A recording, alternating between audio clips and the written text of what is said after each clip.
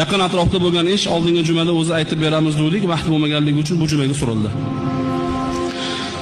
Qaysi qabriston, qaysi manzilda bo'lganini aytmaymiz. Biz huzurimizga oldingi jumada bir kishi keldida bir narsani ming hijolat bilan ko'rinishlardan ham o'zi masalalar yaxshi emas ekan, bir qabristonda go'rkov bo'lib ishlar ekanlar.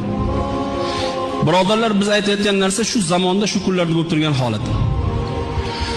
Qabristonda go'rkov bo'lib ishlar ekanlar. Qolika bir ayolning qabri ochildi.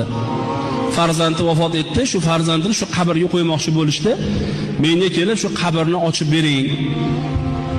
Onamlarni, mana shu onalarni qabriga qo'yaman deb aytdilar.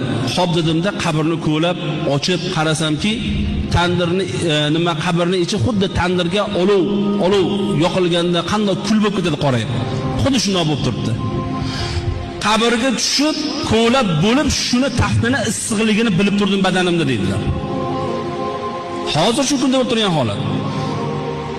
Tandirni yoqsangiz, ichi kuyib, qorayib, tushib kul, qabri ichi kul deydi. Shundan tutsam oyog'im kulga tushdi deyapti. Qabrni ochdim, tushdim, kul, qabri ichi qop-qora bo'lib ketgan, kuyib ketgan deydi. Shundoq deydi, nimani kuygan kiylar kelib turibdi deydi, qabrga deydi. 40 yil oldin qo'yilgan ekan, 40 yil oldin shu ayol. Tushim, tafta